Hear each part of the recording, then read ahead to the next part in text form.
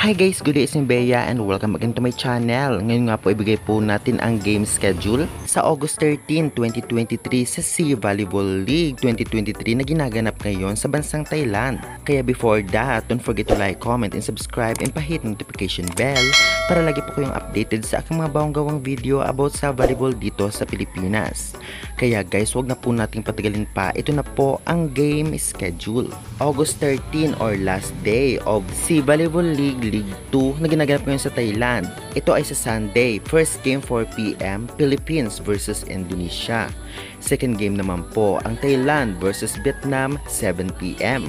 Ayan, ibigay na po natin guys ang last day of game ng ating NU Lady Bulldogs o mga young players ng Team Philippines. At ang last day nga nating makakalaban ay ang Indonesia. Kung ibibase po natin sa first performance nila sa first league na ginanap sa Vietnam ay talaga na 3 straight sets tayo.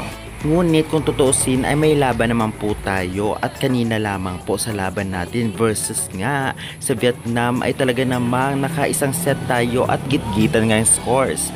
Malay natin bukas ay baka pala rin ang Team Philippines na makabawi nga sa bansang Indonesia sa pagkakataon na ito dahil alam naman natin ang palaging rankings din ng Indonesia ay laging nasa third place or bronze. Noon pa man ay lagi tayong ika-4 at ligwak nga sa podium. At malay natin dahil nga sa ganda ng nilaro nila kontra sa Vietnam kanina ay talagang magkaroon sila ng confidence na talunin ang nasa third place palagi na Indonesia. Kagaya kanina ay ewas error lamang at paganahin ang mga wing spikers, especially si Solomon at Belen na talagang consistent.